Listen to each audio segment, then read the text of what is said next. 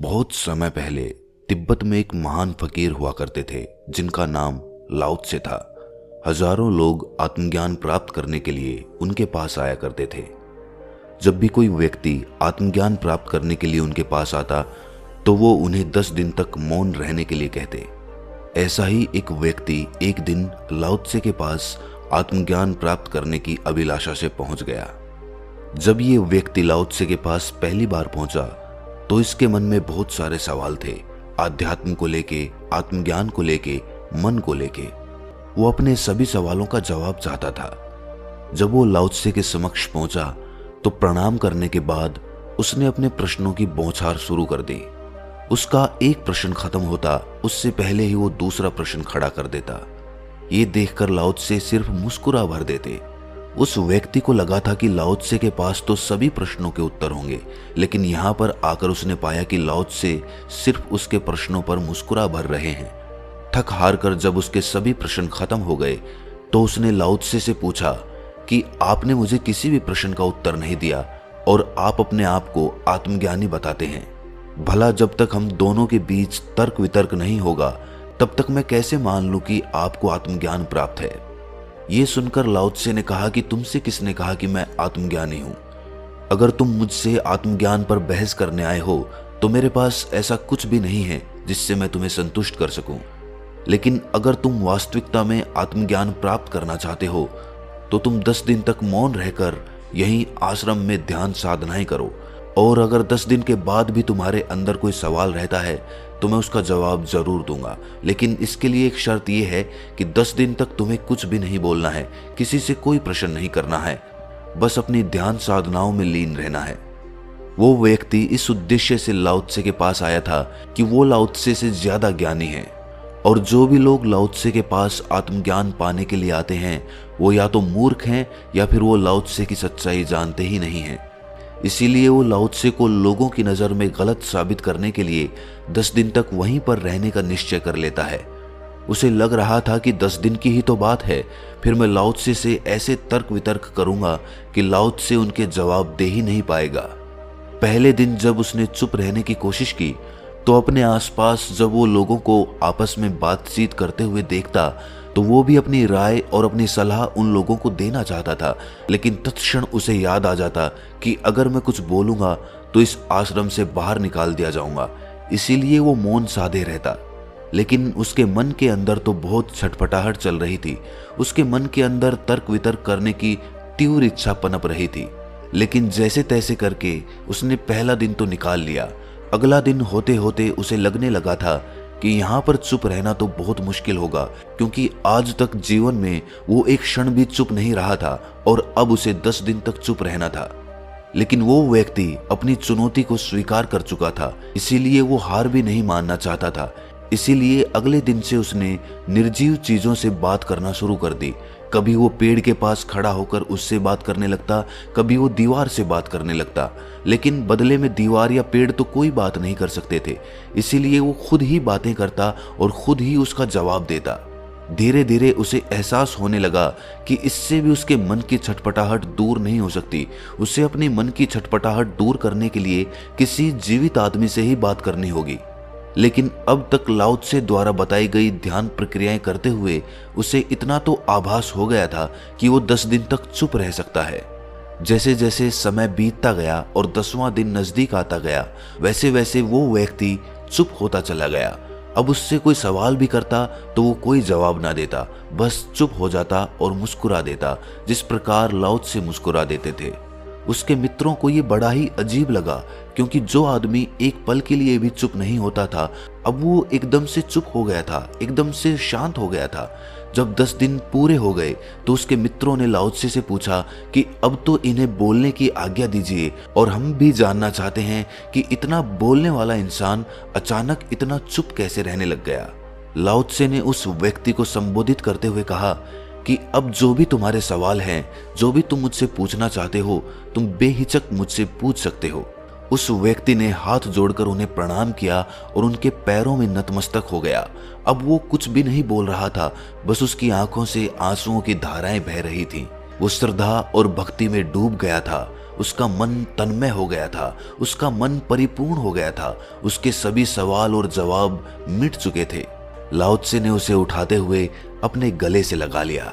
लाओ त्से समझ चुके थे कि अब उसके मन में कोई भी सवाल शेष नहीं रहा है, लेकिन फिर भी उसने उसके मित्रों की शंका दूर करने के लिए उस व्यक्ति से कहा कि अपने 10 दिन के अनुभवों को हम सभी के साथ साझा करो और 10 दिन के अंदर तुम्हारे जीवन में क्या परिवर्तन आया उसे हम सबको बताओ, ताकि हम सब चुप रहने के फायदे समझ सकें।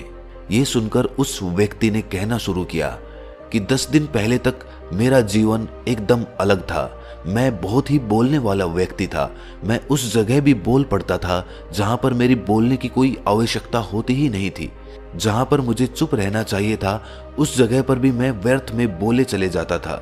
इसी वजह से मैं अपने आप को बहुत ज्ञानी समझता था। कोई भी बाहर का व्यक्ति मुझसे तर्क वितर्क नहीं कर सकता था। लेकिन मजे की बात तो ये थी कि इतना ज्ञान होते हुए भी मुझ में आनंद की कोई लहर नहीं थी। जब भी मैं ध्यान करने के लिए बैठता तो मेरा ध्यान लग ही नहीं पाता था। मेरा मन तरह तरह के विचारों में जकड़ा रहता था। लेकिन जब मैं लाओ त्से के पास पहली बार आया था तो मैं लाओ त्से को गलत साबित करने के लिए आया था। मैं लोगों को दिखाना चाहता था कि मैं उनसे भी बड़ा तर्कशास्त्री हूँ। इसीलिए मैंने उनकी चुनौती स्वीकार कर ली थी। लेकिन यहाँ मौन रहते हुए मैंने अपने मन के उन रहस्यों को उजागर किया जो मैं जीवन में कभी नहीं कर पाया था। सबसे पहले मैंने ये पाया कि मैं अपने मन की उलझन को आज तक समझ ही नहीं पाया था, क्योंकि मैं हमेशा बातचीत में व्यस्त रहता था, जिस कारण मुझे अपने मन के विचार दिखाई ही नहीं पड़ते थे। लेकिन जैसे ही मैंने मौन रहना शुरू किया, मैं अपने मन के विचारों को देख पा रहा था, उन्हें पढ़ पा रहा था और ये भी देख पा रहा था कि ये विचार क्यों पनप रहे हैं, इनका कारण क्या है। और जब कुछ समय तक मैं उन्हें देखता चला गया तो वो खुद ब खुद विलीन होने लग गए, वो गायब हो गए और उसके बाद मेरा मन एकदम खाली हो गया, एकदम शांत हो गया। अब उसमें कोई भी विचार नहीं थे, कोई भी उथल पुथल नहीं थी। और जब मेरा मन विचारों से शांत हुआ, अंदर से वो मौन हुआ, तो मैंने पहली बार उस आनंद को अनुभव किया जिसे परमानंद कहते हैं, जो किसी चीज से भी जुड़ा नहीं होता। अब मैं पहली बार हवाओं को महसूस कर पा रहा था, पक्षियों की चहचहाहट को अनुभव कर पा रहा था, उनके आनंद को महसूस कर पा रहा था। इससे पहले मैंने कभी भी ये अनुभूति नहीं ली थी। जब सूर्य की किरणें मेरे चेहरे पर पड़ती थीं तो मुझे अभूतपूर्व आनंद की अनुभूति होती थी और मेरी आंखों से श्रद्धा के रूप में आंसुओं की धाराएं बह निकलती थीं।